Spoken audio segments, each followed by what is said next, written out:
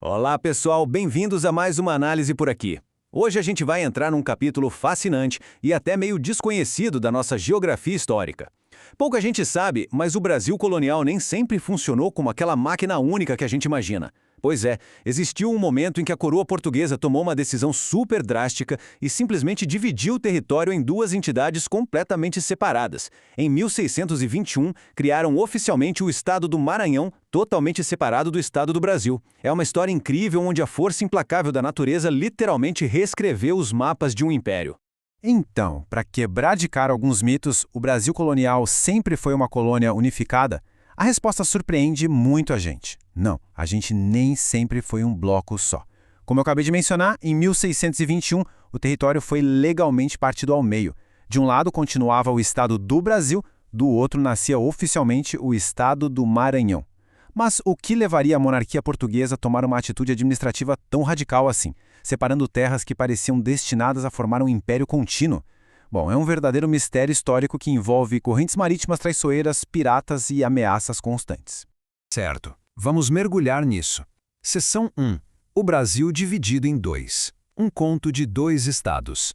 Voltando no tempo lá para o século XVII, a gente precisa esquecer um pouco aquela imagem de um país administrado de ponta a ponta por um poder centralizado. Naquela época, passamos a ter duas jurisdições completamente independentes. Dá só uma olhada nisso. O tradicional Estado do Brasil, com seu centro de poder lá em Salvador, na Bahia, continuou comandando o sul e o nordeste açucareiro. Mas o novíssimo Estado do Maranhão operava com autonomia total. Sério, os governadores do Maranhão não davam a mínima satisfação ao governador-geral na Bahia. Eles reportavam diretamente ao rei, lá em Lisboa. Era, incrivelmente, como ter dois países diferentes operando lado a lado no mesmo território. E o que causou isso? Bom, vamos para a seção 2, o desafio dos ventos, a geografia como obstáculo.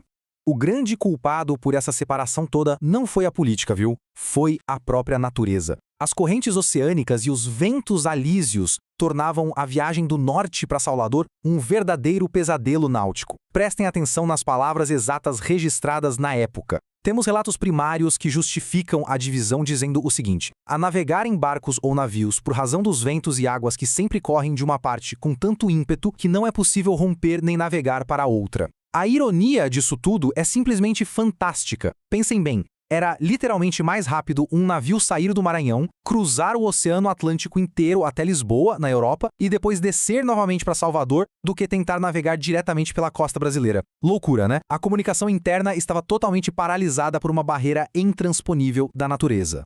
Isso nos leva diretamente à seção 3, ameaças de invasões estrangeiras, defendendo a costa norte. Acontece que esse isolamento natural gerava um problema geopolítico gigantesco, que era uma extrema vulnerabilidade militar. Com a comunicação tão prejudicada, como pedir socorro em Salvador se a Costa Norte fosse atacada? E os estrangeiros, claro, não perderam tempo. Os textos históricos mostram claramente a presença constante de franceses na região, que chegaram até estabelecer fortificações reais.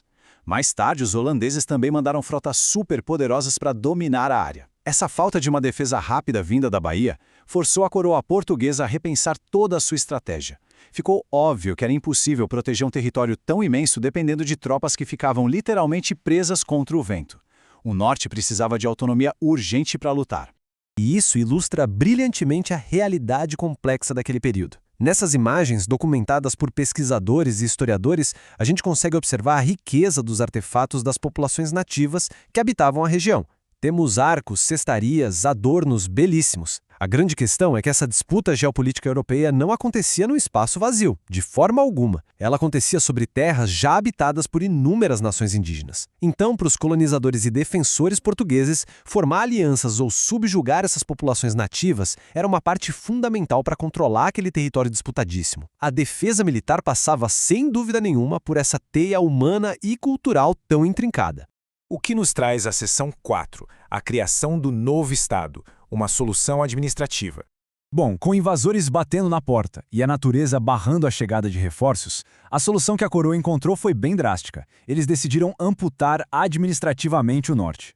O recém-criado Estado do Maranhão unia geograficamente três áreas estratégicas imensas: as capitanias do Maranhão, do Ceará e do Pará. O grande objetivo aqui era agrupar esses territórios para que eles tivessem uma gestão autossuficiente. A partir daquele momento, eles passavam a receber ordens, suprimentos e tropas diretamente da Europa. Era, na prática, a oficialização de uma segunda colônia operando no mesmo continente, desenhada puramente por uma questão de defesa e sobrevivência logística.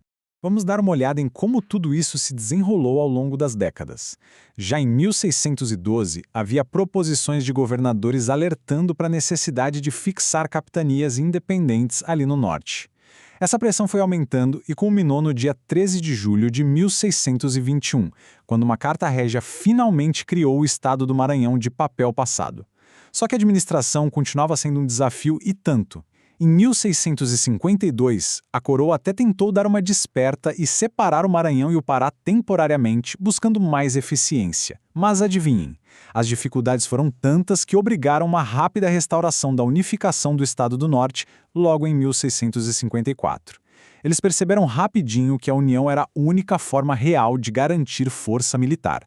E assim a gente chega na nossa última parte. Seção 5. O fim da separação. Reunificação e legado. Essa separação super inusitada acabou governando o destino da região por mais de um século. E o grande ponto de atenção aqui é entender que essa divisão não foi um mero capricho do rei, foi um sucesso tático absurdo. Ao dar autonomia e prioridade para a defesa direta, Portugal conseguiu de fato expulsar os franceses e reconquistar áreas que tinham sido invadidas pelos holandeses. Eventualmente, claro, com os avanços tecnológicos e a abertura de trilhas pelo interior, os territórios foram reunificados. Mas foi exatamente essa gestão separada que salvou a integridade territorial do que a gente conhece hoje. O Brasil herdou esse formato geográfico gigante que só existe graças a essa fase vital em que operamos como duas colônias distintas. Para encerrar nossa explicação de hoje, fica aqui uma reflexão daquelas para explodir a cabeça. E se os ventos e as correntes oceânicas fossem diferentes? Se a natureza não tivesse forçado a coroa a criar o Estado do Maranhão lá em 1621, será que Salvador teria conseguido defender a bacia amazônica e a costa norte a tempo? Talvez o território brasileiro hoje fosse radicalmente menor e vastas partes da região norte estivessem falando francês ou holandês agora mesmo. É simplesmente fascinante perceber como as forças silenciosas da natureza, como o simples soprar de um vento equatorial, podem literalmente desenhar as fronteiras de um continente inteiro. Fica aí o convite para a gente continuar investigando e se maravilhando com essas conexões ocultas da nossa história. Até a próxima!